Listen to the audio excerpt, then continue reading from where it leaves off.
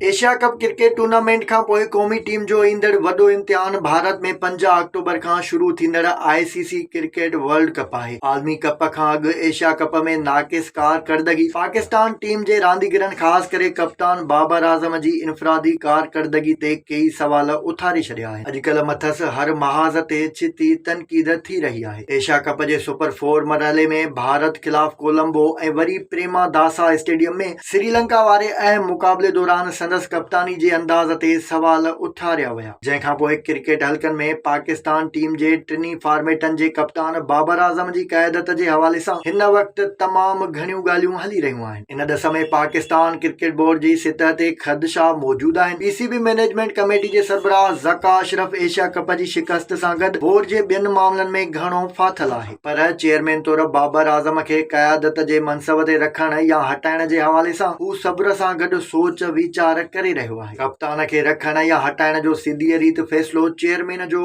अख़्तियार आहे। ज़रियनि वटां मिलियल ॼाण मूजिबि पीसीबी मैनेजमेंट कमेटी जे चेयरमैन ज़का अशरफ बाबर आज़म खे वर्ल्ड कप खां अॻु कप्तानी जे मनसब तां त नाहे हटाए रहियो, पर वनडे ऐं टी20 जे नाइब कप्तान शादाब खान खे तब्दील करण जो पको पह करे वरितो आहे। एशिया कप जी 5 मैचुनि में 40.83 जी एवरेज सां 6 विकेटूं वठंदड़ लीग स्पिनर शादाब खान अॼुकल्ह मुकमल तौर आउट ऑफ फॉर्म आहे, पर कप्तान बाबर आज़म खेसि लगातार 11 रुकनी स्क्वाड में शामिल करण सबबि सख़्त तनक़ीद खे मुंहुं ॾेई रहियो आहे। हाणे इतलाउ आहिनि त क़ौमी टीम जे अहम तरीन रांदीगर ऐं फास्ट बॉलर शाहीन अफरीदी खे शादाब खान जी जाइ ते नाइब कप्तान बणाइण जो चिटो इम्कान आहे। शाहीन शाह अफरीदी आलमी क्रिकेट में मजमूई तौर 100 खां मथे मैचुनि में 250 खां वधीक विकेटूं हासिल करे चुको आहे। पाकिस्तान सुपर लीग जी फ्रेंचाइज़ लाहौर कलंदर्स शाहीन शाह अफरीदी जी क़यादत में लगातार 2 साल चैंपियन बणजण जो एज़ाज़ हासिल करे चुकी आहे।